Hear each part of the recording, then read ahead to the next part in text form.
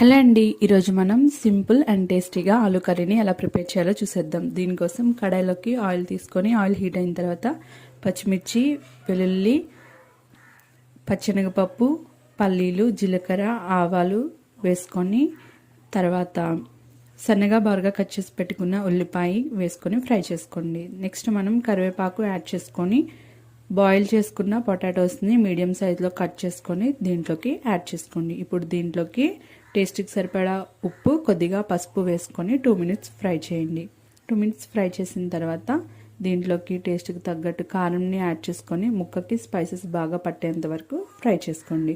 కొత్తిమీరని ఇష్టపడే వాళ్ళు కొత్తిమీర యాడ్ చేసుకొని స్టవ్ ఆఫ్ చేసుకోండి. ఇలా చేసుకుంటే సింపుల్ అండ్ టేస్టీగా ఉంటుంది. నచ్చిన వాళ్ళు తప్పకుండా లైక్ చేసి మన ఛానల్ని సబ్స్క్రైబ్ చేసుకోండి. అలాగే నేను మన ఛానల్లో ఎగ్ చాట్ కప్స్ చేశాను. ఈ సంక్రాంతికి పిల్లలకి ద బెస్ట్ హెల్దీ రెసిపీ.